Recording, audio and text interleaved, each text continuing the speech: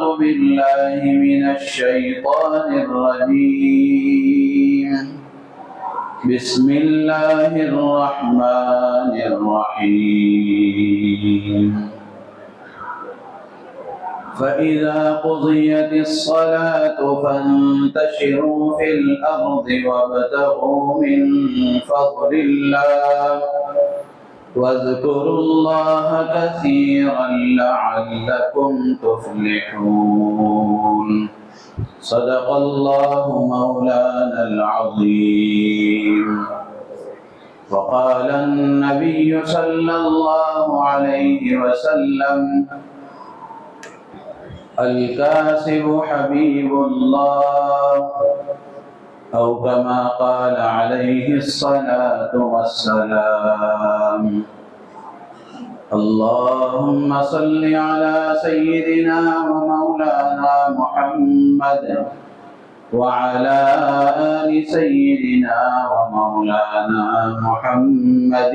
وبارك وسلم. ہر قسم کی حمد و ثنا،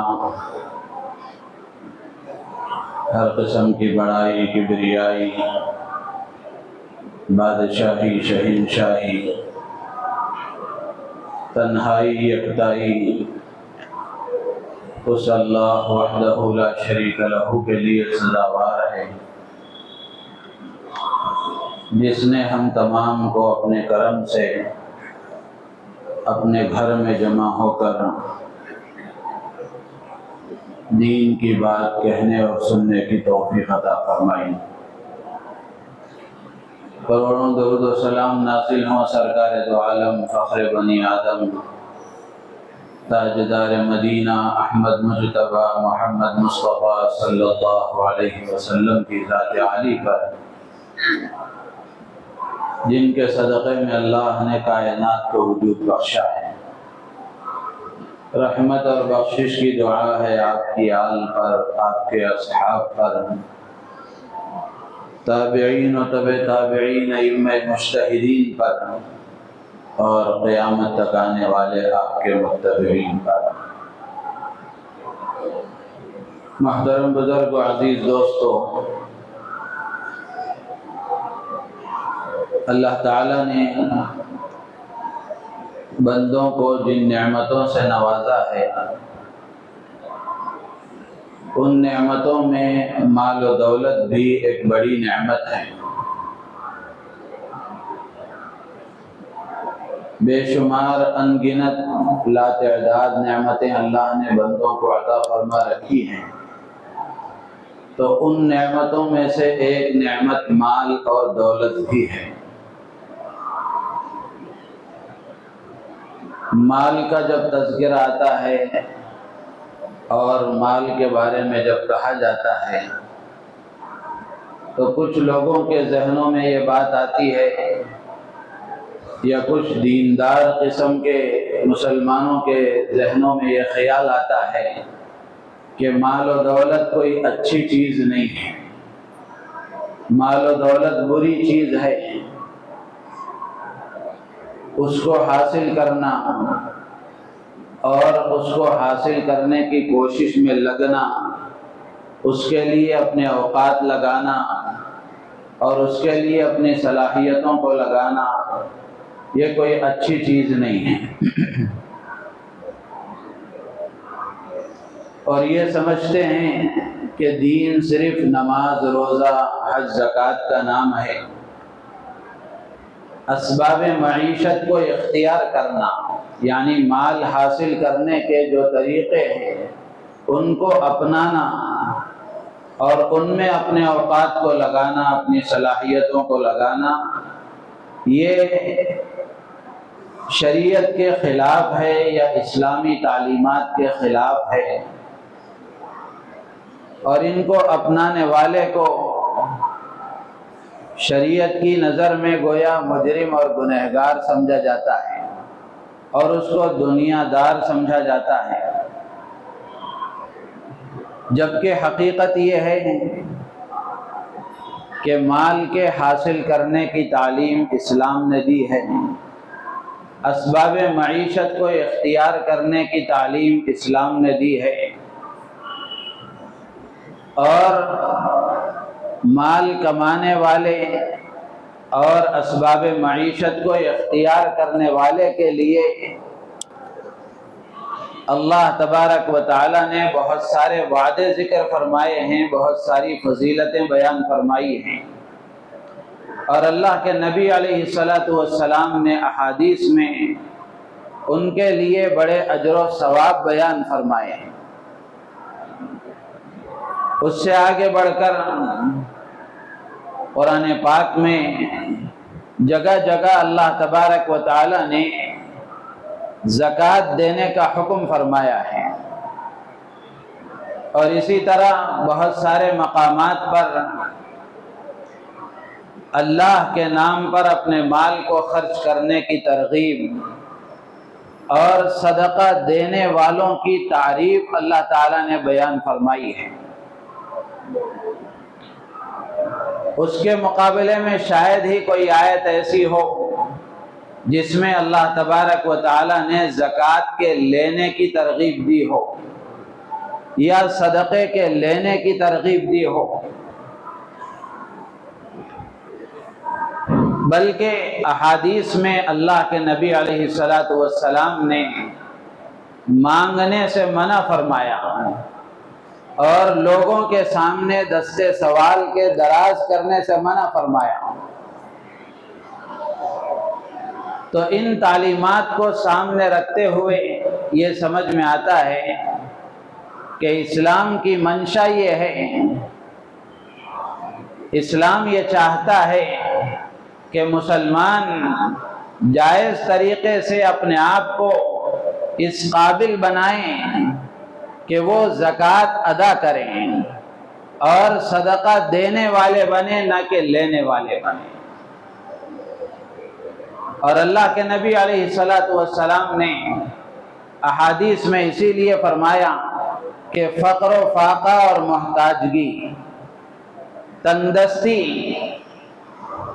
اس کے سلسلے میں اللہ کے نبی علیہ الصلاۃ والسلام نے فرمایا کہ یہ ایسی چیز ہے کہ آدمی کو بسا اوقات کفر تک لے جاتی ہے۔ آدمی جب فقر و فاقے میں مبتلا ہو جاتا ہے، تندرستی کا شکار ہو جاتا ہے، مالی پریشانیوں میں آ جاتا ہے، تو پھر بسا اوقات ایسا ہوتا ہے کہ آدمی مذہب چھوڑنے کے لیے تیار ہو جاتا ہے، اسلام کے دائرے سے باہر نکلنے کے لیے بھی تیار ہو جاتا ہے۔ تو اس لیے اللہ کے نبی علیہ السلام نے فرمایا کہ کاد الفقر ان یکون کفرا، کہ بسا اوقات ایسا ہوتا ہے کہ فقر و فاقہ آدمی کو کفر تک لے جاتا ہے۔ تو اس لیے اللہ کے نبی علیہ الصلاۃ والسلام نے اور قرآن پاک میں اللہ تبارک و تعالی نے زکوٰۃ کے دینے کی ترغیب اور صدقہ دینے والوں کی جو تعریف فرمائی ہے، اس سے یہ بات سمجھ میں آتی ہے کہ اللہ تبارک و تعالی اور اللہ کے نبی علیہ الصلاۃ والسلام اور اسلام کا یہ منشا معلوم ہوتا ہے کہ مسلمان جائز طریقے سے اپنے آپ کو اس قابل بنائے کہ وہ دینے والا بنے، نہ کہ لینے والا بنے۔ اور اللہ کے نبی علیہ الصلاۃ والسلام نے فرمایا الید العلیٰ خیر من الید السفلی، کہ دینے اوپر والا ہاتھ نیچے والے ہاتھ سے بہتر ہے،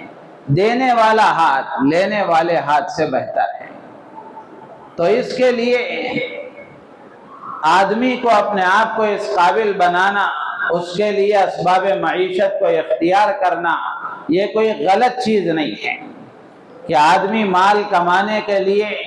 جائز شکلیں اختیار کرے، جائز صورتیں اختیار کریں، اس کی اسلام میں تعلیم دی گئی ہے۔ اللہ کے نبی علیہ الصلاۃ والسلام نے حضرت عمرو بن العاص رضی اللہ تعالیٰ عنہ، بڑے عظیم صحابی ہیں، ان سے اللہ کے نبی علیہ الصلاۃ والسلام نے ایک مرتبہ فرمایا کہ اے عمرو بن العاص، میرا خیال یہ ہے کہ تمہیں مناسب طریقے سے مال حاصل ہو جائے، جائز طریقے سے، مناسب طریقے سے تمہیں مال مل جائے، مال حاصل ہو جائے۔ تو حضرت عمرو بن العاص رضی اللہ تعالیٰ عنہ نے فرمایا کہ اللہ کے نبی، میں مال کے لیے مسلمان نہیں ہوا ہوں، بلکہ میں تو اپنے دلی رغبت سے، اپنے شوق اور اپنی چاہت سے اسلام کو میں نے قبول کیا ہے، میں مسلمان ہوا ہوں، میں نے مال کے لیے اسلام قبول نہیں کیا ہے۔ تو اللہ کے نبی علیہ السلام نے فرمایا کہ صالح اور دیندار اور نیک آدمی کے لیے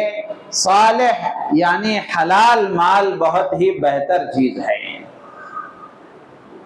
تو دیندار آدمی کے لیے، نیک مسلمان کے لیے حلال مال یہ اس کے لیے بہت ہی بہتر چیز ہے، اور بہت سارے حقوق آدمی کے ذمے میں وہ ہوتے ہیں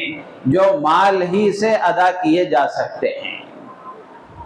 مال ہی کے ذریعے سے ان کو پورا کیا جا سکتا ہے۔ اسی لیے قرآن پاک میں اللہ تبارک و تعالی نے مال کا جہاں تذکرہ فرمایا ہے، اللہ تعالیٰ نے خیر کے لفظ سے اس کو ذکر فرمایا۔ قرآن پاک میں اللہ تعالیٰ فرماتے ہیں یسألونک ماذا ينفقون، کہ اللہ کے نبی لوگ آپ سے پوچھتے ہیں کہ کیا خرچ کریں، تو اللہ کے نبی علیہ السلام سے اللہ نے فرمایا کہ قل ما انفقتم من خیر فللوالدین والاقربین الی آخر الآیات۔ تو اس آیت میں اللہ تعالیٰ فرماتے ہیں ما انفقتم من خیر، جو کچھ تم خرچ کرو گے خیر میں سے، یہاں خیر سے مراد مال ہے، تو مال کے لیے اللہ تبارک و تعالیٰ نے خیر کے لفظ کا ذکر فرمایا ہے۔ مال اگر فی نفسی ہی کوئی بری چیز ہوتی، دولت فی نفسی ہی کوئی بری چیز ہوتی، تو اللہ تبارک و تعالیٰ اسے خیر کے لفظ سے ذکر نہیں فرماتے۔ ہاں، غلط طریقے سے کمانا اور غلط طریقے سے خرچ کرنا، دھوکہ دے کر کمانا، کسی کا حق مار کر دبا کر کمانا، یہ بری چیز ہے، لیکن حلال طریقے سے، جائز طریقے سے، اللہ کے احکامات کے مطابق اور اللہ کے نبی علیہ السلام کے بتائے ہوئے اصولوں کے مطابق اور اللہ کی عبادت کے ساتھ آدمی جائز شکلوں سے مال کماتا ہے تو یہ غلط چیز نہیں ہے، بلکہ یہ اس کے لیے بہتر ہے۔ بلکہ اس سے آگے بڑھ کر اللہ تبارک و تعالیٰ نے مال کو قیاماً للناس فرمایا، یعنی یہ لوگوں کو کھڑا کرنے والا، یعنی زندگی گزارنے کا ایک بہترین ذریعہ ہے، ضرورتوں کے پورا کرنے کا ایک بہترین ذریعہ ہے۔ تو مال کوئی بری چیز نہیں ہے، اس کو حاصل کرنا کوئی بری چیز نہیں ہے، اس کے حاصل کرنے کے لیے کوشش کرنا کوئی بری چیز نہیں ہے۔ ایک اور آیت میں اللہ تبارک و تعالیٰ نے مال کو فضل کے لفظ سے ذکر فرمایا ہے۔ سورہ جمعہ میں اللہ تعالیٰ فرماتے ہیں فَإِذَا قُضِيَتِ الصَّلَاةُ فَانْتَشِرُوا فِي الْأَرْضِ وَابْتَغُوا مِنْ فَضْلِ اللَّهِ، جب نماز ادا ہو جائے تو اب اللہ کی زمین پر پھیل جاؤ، وَابْتَغُوا مِنْ فَضْلِ اللَّهِ، اور اللہ کی روزی کو، مال کو تلاش کرو، یعنی اب اپنے کاروبار میں، اپنے دکان میں اور اپنی ملازمتوں میں لگ جاؤ۔ وَاذْكُرُوا اللَّهَ كَثِيرًا لَعَلَّكُمْ تُفْلِحُونَ، ہاں اتنی بات ہے کہ مال کے کمانے میں لگو، روزی کے حاصل کرنے میں لگو، لیکن ایک شرط یہ ہے کہ اللہ کو یاد رکھو۔ وَاذْكُرُوا اللَّهَ كَثِيرًا لَعَلَّكُمْ تُفْلِحُونَ، ایسا نہ ہو کہ آدمی مال کے کمانے میں، دولت کے حاصل کرنے میں اللہ ہی کو بھول جائے، اللہ کے احکامات کو چھوڑ دے، نمازیں ضائع ہو جائیں اور اسلامی تعلیمات کا کوئی پاس و لحاظ نہ ہو، سچائی نہ ہو، امانت داری نہ ہو، دیانت داری نہ ہو اور عہدوں کو پورا کرنے کا اہتمام نہ ہو۔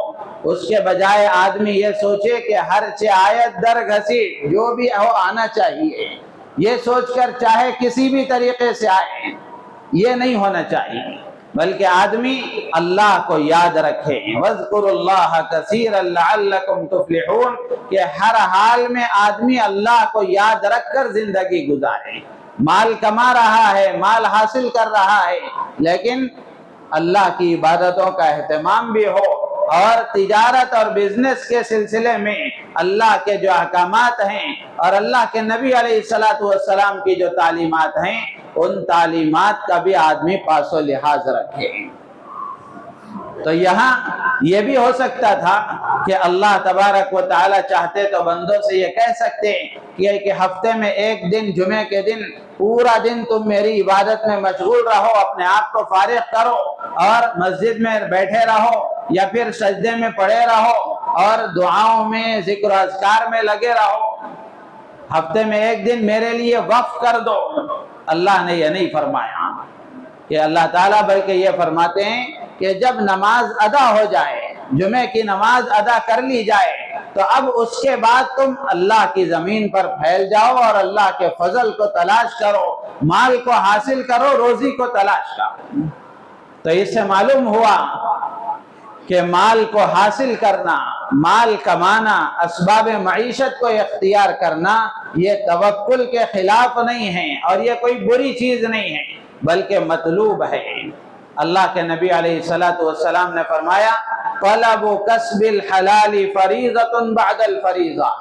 کہ حلال روزی کو حاصل کرنا اور حلال مال کو حاصل کرنا، کمانا، یہ فریضے کے بعد ایک اور فریضہ ہے۔ یعنی جیسے نماز ایک فریضہ ہے، روزہ ایک فریضہ ہے، زکوٰۃ ایک فریضہ ہے، اسی طریقے سے حلال روزی کمانا بھی ایک فریضہ ہے۔ اسلام نے اپنے ماننے والوں کو بیکار نہیں بنایا ہے، وہ کسی کا محتاج بن کر زندگی گزارے، اسلام یہ نہیں چاہتا، بلکہ اسلام یہ چاہتا ہے کہ آدمی اپنے ہاتھوں سے محنت کرے اور اپنی صلاحیتوں کو کام میں لائے، اپنے اوقات کو کام میں لا کر کے آدمی روزی حاصل کرے، محنت کرے تاکہ وہ کسی کا محتاج نہ بنے۔ تو اللہ کے نبی علیہ الصلوۃ والسلام نے حضرت عمرو بن العاص رضی اللہ تعالیٰ عنہ سے جو فرمایا کہ بہترین آدمی کے لیے، نیک آدمی کے لیے صالح مال یعنی حلال مال بہت بہتر چیز ہے۔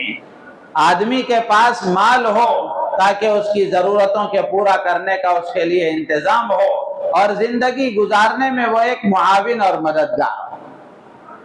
تو اس سے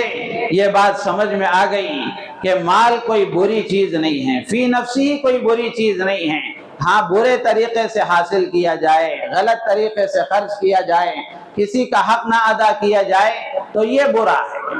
لیکن جائز طریقے سے آدمی حاصل کرے، صحیح جگہوں پر اس کا استعمال کرے اور مال کے حقوق کو ادا کرنے کا پورا اہتمام کرے تو یہ بری چیز نہیں ہے۔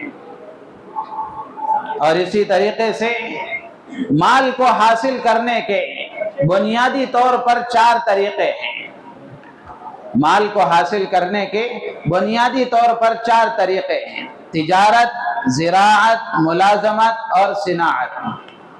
یہ 4 طریقے ہیں بنیادی طور پر جن سے مال کو حاصل کیا جاتا ہے، معاش کو حاصل کیا جاتا ہے۔ تجارت ہے، آدمی بزنس کرے، زراعت ہے، کھیتی باڑی ہے، اور اسی طرح ملازمت ہے، مزدوری کرے آدمی، اور اسی طرح صناعت ہے، چیزوں کو بنانا، کاریگری ہے۔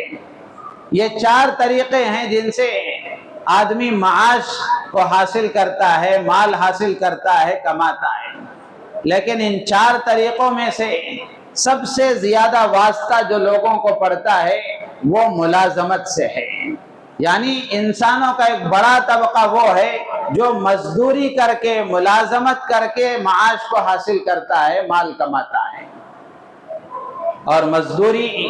اور ملازمت کی ضرورت کتنی ہے؟ اگر مزدور مزدوری نہ کرے، ملازمین اگر ملازمت نہ کریں تو بڑی بڑی فیکٹریاں نہیں چل سکتی، بڑے بڑے کارخانے نہیں چل سکتے، اور بڑی بڑی جو تجارتیں ہیں وہ نہیں چل سکتی، اور جو بڑی بڑی عمارتیں تعمیر ہو رہی ہیں وہ تعمیر نہیں ہو سکتی۔ بڑی عمارتیں چھوڑیے، ایک چھوٹا سا گھر تعمیر نہیں ہو سکتا اگر ملازم ملازمت نہ کرے، اگر مزدور مزدوری نہ کرے۔ تو اس لیے مزدوری اور ملازمت کی ہر زمانے میں ضرورت رہی ہے، ہر زمانے میں اس کی ضرورت رہی ہے اور اس کی اہمیت رہی ہے۔ اور باقی جو 3 طریقے ہیں، تجارت ہے، زراعت ہے اور صناعت ہے، یہ 3 طریقے میں بھی کسی نہ کسی درجے میں ملازمت کے یہ بھی محتاج ہے۔ تجارت کے لیے بھی ملازمین کی ضرورت پڑتی ہے، زراعت کے لیے بھی ملازمین کی ضرورت پڑتی ہے، اور صنعت اور کاریگری کے لیے بھی ملازمت کی ضرورت پڑتی ہے۔ تو اس سے معلوم ہوا کہ ملازمت اور مزدوری یہ انسانوں کی ایک ضرورت ہے، اور اللہ تبارک و تعالی نے روزی کی جو تقسیم فرمائی ہے وہ اپنی حکمت کے مطابق اس طرح فرمائی ہے کہ اللہ نے کسی کو زیادہ عطا فرمایا ہے، کسی کو کم عطا فرمایا ہے، کسی کو مالک بنایا ہے، کسی کو مزدور بنایا ہے، کسی کو اجیر بنایا ہے تو کسی کو آجر بنایا ہے، یعنی کسی کو مزدوری پر رکھنے والا بنایا ہے، کسی کو مزدوری کرنے والا بنایا ہے۔ یہ اللہ نے بنایا ہے اور اللہ کی تقسیم ہے۔ اپنے ہاتھوں سے کمانے والا اور مزدوری کرنے والا یہ اللہ کو بہت پسند ہے، یہ اللہ کو بہت پسند ہے۔ تو آدمی ان 4 طریقوں میں سے کسی بھی طریقے سے جائز شکل کے ساتھ معاش کو حاصل کرے، مال کو حاصل کرے، شریعت میں اس کی گنجائش ہے، اس کے لیے اس کو اختیار دیا گیا ہے۔ لیکن ملازمت میں چونکہ لوگوں کا ایک بڑا طبقہ ہے، مزدوری میں ایک بڑا طبقہ ہے، اپنے ہاتھ سے محنت کر کے اور مشقت برداشت کر کے ملازمت کر کے لوگ مال کو حاصل کرتے ہیں، اور ایک بڑا طبقہ اس میں لگا ہوا ہے۔ لیکن بسا اوقات اپنے ہاتھ سے محنت کرنے کو اور ہاتھوں سے محنت کر کے کمانے کو ایک عار اور شرم کی چیز سمجھا جاتا ہے، اور جن کو اللہ نے اونچے درجے کا بنایا ہے، صاحب حیثیت اور صاحب ثروت بنایا ہے، وہ ملازم اور مزدور کو کم نگاہ سے دیکھتے ہیں، جبکہ حقیقت یہ ہے کہ اپنے ہاتھ سے محنت کرنا، مشقت برداشت کر کے مال کو کمانا اور حاصل کرنا، یہ اس کے بارے میں اللہ کے نبی علیہ السلام نے فرمایا کہ الکاسب حبیب اللہ، اپنے ہاتھ سے محنت کر کے کمانے والا، محنت اور مشقت برداشت کر کے روزی کو حاصل کرنے والا، یہ اللہ کا دوست ہے۔ ایک آدمی ہے، صبح میں اٹھتا ہے، سردی گرمی بارش ہر موسم میں اپنے آپ کو لوگوں کا محتاج بنانے سے بچنے کے لیے، لوگوں کے سامنے دستے سوال دراز کرنے سے بچنے کے لیے، اپنی ضرورتوں کو پورا کرنے کے لیے، اپنے بیوی بچوں کی ضرورتوں کو پورا کرنے کے لیے آدمی جاتا ہے، محنت کرتا ہے، مزدوری کرتا ہے، تو ایسا آدمی اللہ کو بہت پسند ہے۔ الکاسب حبیب اللہ، کہ کمانے والا، محنت کرنے والا، یہ اللہ کا دوست ہے۔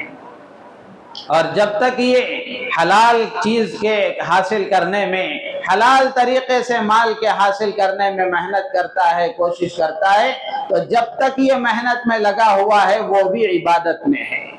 وہ بھی عبادت میں ہے۔ حلال مال کو حاصل کرنے کے لیے کی جانے والی ہر کوشش عبادت ہے۔ صرف نماز پڑھنا ہی عبادت نہیں ہے، روزہ رکھنا ہی عبادت نہیں ہے،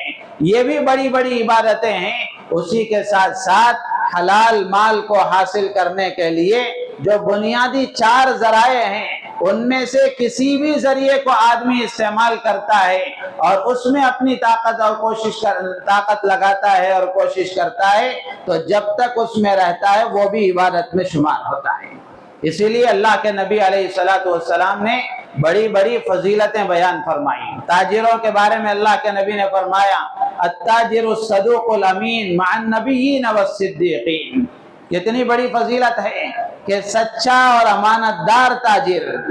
یہ قیامت کے دن نبیوں اور صدیقین کے ساتھ ہوگا، یعنی اللہ تعالیٰ اس کا حشر نبیوں اور صدیقین کے ساتھ فرمائیں گے۔ اتنا اونچا مقام ہے صحیح طریقے سے تجارت کرنے والے کا، اور زراعت کرنے والا ہے، مزدوری کرنے والا ہے، ان کے بارے میں اللہ کے نبی علیہ السلام کے ارشادات ہیں کہ الکاسب حبیب اللہ، کہ محنت کرنے والا، ملازمت کرنے والا، مزدوری کرنے والا، اپنے ہاتھ سے محنت کر کے کمانے والا، یہ اللہ کا دوست ہے۔ تو اس لیے میرے عزیز و دوست بزرگوں، محنت کرنے والے اور مزدوری کرنے والے کو کم نگاہ سے دیکھنا، اس کو کمتر سمجھنا، یا خود محنت کرنے والے کو اپنے آپ کو اس کو احساس کمتری کا شکار ہونا، وہ خود اپنے آپ کو کم سمجھے یا پھر اپنے اعتبار سے وہ شرمندگی کا شکار ہو، اس کی گنجائش نہیں ہے۔ اس لیے کہ انسانوں کے جو سب سے معزز انسان تھے، انسانوں میں جو سب سے معزز طبقہ تھا، حضرات انبیاء اکرام علیہ السلام کا۔ حضرات انبیاء اکرام علیہ السلام اللہ کے سب سے برگزیدہ، پاکیزہ، معزز اور پیارے بندے تھے، لیکن حضرات انبیاء اکرام علیہ السلام نے بھی اپنے ہاتھ سے محنت کی ہے، اپنے ہاتھ سے محنت کر کے انہوں نے روزی حاصل کی ہے۔ چنانچہ حضرت آدم علیہ السلام کے بارے میں آتا ہے کہ حضرت آدم علیہ السلام نے کھیتی باڑی کی اور زمین کو ہموار کیا، بیج بویا، اناج اگایا، یہ کام حضرت آدم علیہ السلام نے کیا۔ حضرت نوح علیہ السلام نے لکڑی کا کام کیا، اپنے ہاتھ سے انہوں نے کشتی بنائی۔ اسی طرح حضرت زکریا علیہ السلام کے بارے میں آتا ہے کہ حضرت زکریا علیہ السلام لکڑی کاٹ کر کے روزی کمایا کرتے تھے، بڑھئی کا کام کیا کرتے تھے۔ اور اسی طریقے سے حضرت داؤد علیہ السلام، باوجود یہ کہ بادشاہ ہیں، لیکن اس کے باوجود حضرت داؤد علیہ السلام اپنی ذاتی ضرورتوں کو پورا کرنے کے لیے لوہے کا کام کرتے تھے، یعنی لوہے کے ذریعے سے جنگی لباس اور زرہیں بنا کر اس کو فروخت کر کے، اس کو بیچ کر کے اپنا گزارا کرتے تھے۔ حضرت موسیٰ علیہ السلام نے 10 سال تک مزدوری کی ہے بکریاں چرانے کی۔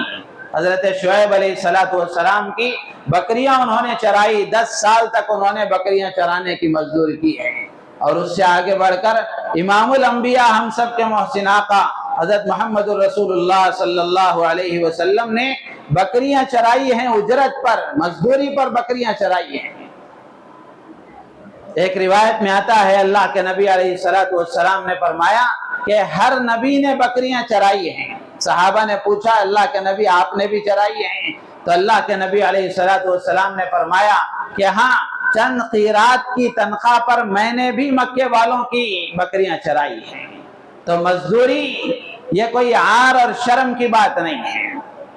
حضرات انبیاء کرام علیہ السلام نے بھی کیا ہے۔ اور اللہ کے نبی علیہ السلام روزی کو حاصل کرنے اور کمانے کے لیے آپ نے تجارت کا بھی راستہ اختیار کیا، ملازمت بھی آپ نے فرمائی، مزدوری بھی آپ نے کی، اور تجارت کے لمبے لمبے سفر آپ نے فرمائے ہیں۔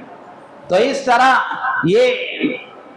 حلال مال کو حاصل کرنے کے لیے جائز شکل کو اختیار کرنا یہ کوئی بری چیز نہیں ہے۔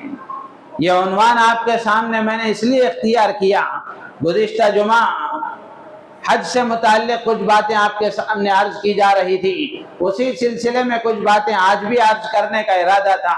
لیکن آج 1 مئی ہے، مئی کی پہلی تاریخ ہے، اور پوری دنیا میں مئی کی پہلی تاریخ کو لیبر ڈے منایا جاتا ہے، یوم مزدور کے طور پر اس دن کو منایا جاتا ہے۔ کتابوں میں لکھا ہے کہ یوم مزدور بنانے کی جو حقیقت ہے وہ کیا ہے، کب سے یہ شروع ہوا ہے۔ تو 1886 میں، 1886 میں امریکہ کے شہر شکاگو میں وہاں کے مزدوروں نے اپنے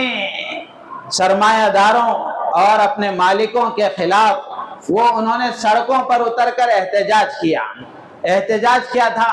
ان کا مطالبہ یہ تھا کہ 16 گھنٹوں کی ڈیوٹی ہوا کرتی تھی، تو 16 گھنٹوں کی ڈیوٹی کم کر کے 8 گھنٹے ہماری ڈیوٹی کی جائے، یہ مطالبہ انہوں نے کیا۔ اس کے لیے انہوں نے جلوس نکالے تھے اور احتجاج کیا تھا۔ تو اس وقت پولیس نے ان کے جلوس پر فائرنگ کی، بہت سے لوگ زخمی ہو گئے، بہت سے لوگوں کو ہلاک کر دیا گیا، اور اس جرم میں بہت سے لوگوں کو پھانسی دی گئی۔ تو اس وقت سے دنیا کے بہت سارے ممالک میں، بہت سارے ملکوں والوں نے اس امریکہ کے شہر شکاگو کے مزدوروں کی حمایت میں اس وقت سے لے کر آج تک 1 مئی کو یوم مزدور منانے کا انہوں نے اہتمام کیا، تاکہ ان مزدوروں کے ساتھ یکجہتی کا اظہار کیا جائے اور ان کے ساتھ برابر کے شریک ہونے کا اظہار کیا جائے اور ان کے ساتھ ہمدردی کا اظہار کیا جائے۔ تو اس وقت سے یہ یوم مزدور منایا جا رہا ہے۔ اور آپ اچھی طرح یاد رکھیں کہ مغربی جو کلچر ہے اور اہل مغرب ہیں، ان کے ہاں دنوں کے منانے کا رواج ہے، mother day, father day, labour day, فلاں ڈے فلاں ڈے، یہ دنوں کے منانے کا رواج ہے۔ ہوتا یہ ہے کہ دن تو منایا جاتا ہے،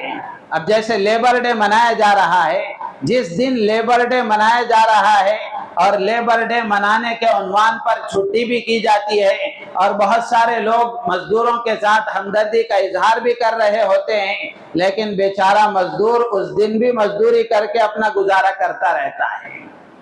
تو عملی طور پر اگرچہ ان کے حقوق کو ادا کرنے کا کوئی خیال نہیں کیا جاتا، عملی طور پر ان کے حقوق تو دبائے جاتے ہی رہتے ہیں، لیکن صرف زبانی یکجہتی کا اظہار کر کے اس دن کو منا کر کے لوگوں کو یہ تاثر دیا جاتا ہے کہ ہم بھی مزدوروں کے حقوق کی حمایت کرنے والے ہیں، جبکہ آج سے 1400 سال پہلے، 1500 سال پہلے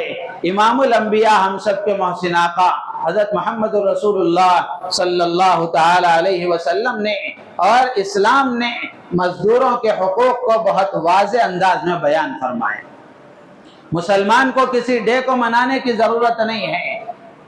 یا کسی ایک دن مزدوروں کے حقوق کو بتانے کی ضرورت نہیں ہے۔ اسلام تو روزانہ ہر ایک کے حقوق کو ادا کرنے کی تعلیم دیتا ہے، جس کا جو حق ہے اس حق کو روزانہ ادا کیا جائے، اسلام تو اس کی تعلیم دیتا ہے۔ تو اس لیے یہ اس وقت سے چلایا جا رہا ہے۔ تو ارادہ ہوا کہ مزدوروں سے متعلق اللہ کے نبی علیہ السلام کے جو ارشادات ہیں ان ارشادات کو ذکر کیا جائے۔ یہ موقع تھا تو اس لیے میں نے عرض کیا۔ اللہ کے نبی علیہ السلام نے حدیث میں بہت واضح انداز میں فرمایا کہ مزدوری یہ انبیاء کرام علیہ السلام نے بھی کیا ہے، یہ کوئی شرم کی بات نہیں ہے، عار کی بات نہیں ہے۔ نہ مزدوری کرنے والے کو احساس کمتری کا شکار ہونا چاہیے اور نہ مزدوری کرنے والے کو لوگوں کو کمتر سمجھنا چاہیے اور اس کو کم نگاہ سے دیکھنا چاہیے۔ مزدوروں کے حقوق کا معاملہ ہے تو سب سے پہلی چیز آتی ہے اجرت کا تعین، کہ کتنی اجرت اس کو دی جائے۔ اللہ کے نبی علیہ السلام نے مزدوروں کے بارے میں فرمایا، مالکوں سے فرمایا کہ یہ تمہارے بھائی ہیں، یہ تمہارے بھائی ہیں، اللہ نے ان کو تمہارے ماتحت بنایا ہے۔ آپ حدیث کے الفاظ پر غور کریں، اللہ کے نبی فرماتے ہیں یہ تمہارے بھائی ہیں، اللہ نے ان کو تمہارے ماتحت بنایا ہے، لہذا جو تم کھاؤ وہی ان کو کھلاؤ، جو تم پہنو وہی ان کو پہناؤ، اور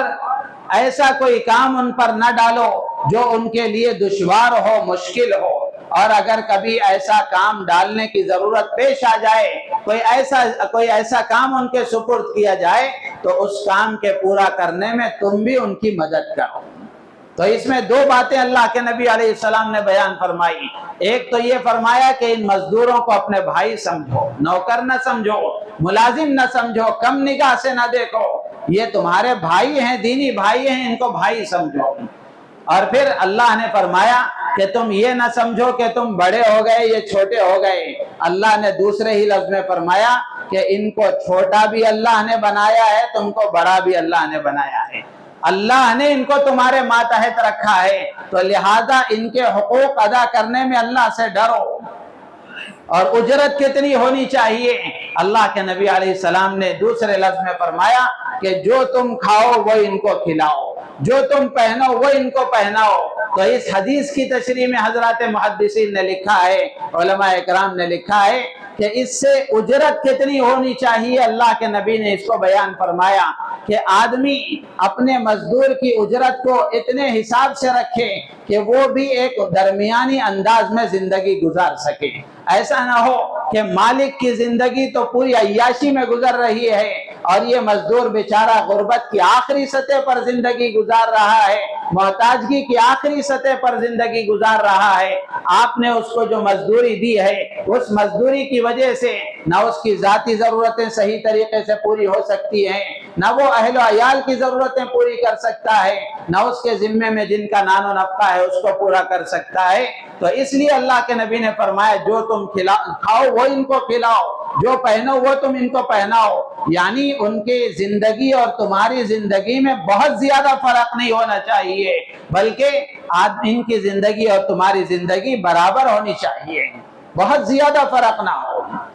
تو اس لیے میرے عزیز و دوست و بزرگوں، اللہ کے نبی علیہ السلام نے اور بھی بہت ساری باتیں مزدوروں سے متعلق بیان فرمائی ہیں کہ ان کو حقیر نہ سمجھا جائے، اور ایک جو بات اللہ کے نبی علیہ السلام نے بیان فرمائی وہ اسلامی تعلیمات ہمارے لیے مشعل راہ ہیں، ان کے مطابق اگر ہم زندگی گزاریں گے، دنیا والے ان تعلیمات پر ہمارے عمل کرنے کو دیکھ کر اسلام کو سمجھیں گے۔ اللہ کے نبی علیہ السلام نے مزدوروں کے بارے میں فرمایا کہ مزدور کا پسینہ سوکھنے سے پہلے اس کی مزدوری ادا کر دی جائے، اور کسی کو مزدوری پر رکھنے سے پہلے اللہ کے نبی نے فرمایا کہ اجرت پہلے طے کی جائے، اجرت پہلے طے کی جائے، طے کرنے سے پہلے اس سے کام نہ لیا جائے، اور جب کام پورا ہو جائے تو اس کا پسینہ سوکھنے سے پہلے اس کو مزدوری دے دی جائے۔ اور مزدوروں کی صفات کے بارے میں بھی فرمایا گیا کہ مزدور امانت دار ہو، محنتی ہو، اللہ کی ذات پر یقین رکھنے والا ہو، اللہ کے نبی سے محبت رکھنے والا ہو، اور اپنے کام سے، اپنے مالک سے اور اپنے ادارے سے خیر خواہی رکھنے والا ہو، اور جس کام میں وہ لگایا گیا ہے، جس کام میں وہ لگا ہوا ہے، اس کام کے سلسلے میں وہ اچھی مہارت رکھنے والا ہو، امانت دار بھی ہو، محنتی بھی ہو اور وفادار بھی ہو۔ تو یہ ملازم کے صفات اللہ کے نبی علیہ السلام نے احادیث میں بیان فرمائی ہیں، اور قرآن پاک میں بھی اللہ تبارک و تعالیٰ نے بیان فرمایا۔ تو ان تعلیمات کو سامنے رکھ کر علماء نے لکھا ہے کہ ملازم کو ایسا ہونا چاہیے، ان صفات کا حامل ہونا چاہیے۔ اللہ تعالیٰ سے دعا ہے اللہ تعالیٰ ہم سب کو ان باتوں پر عمل کی توفیق عطا فرمائے، اور ہم سب کی نیتوں میں اخلاص پیدا فرمائے۔ آمین۔ وآخر دعوانا الحمد للہ رب العالمین۔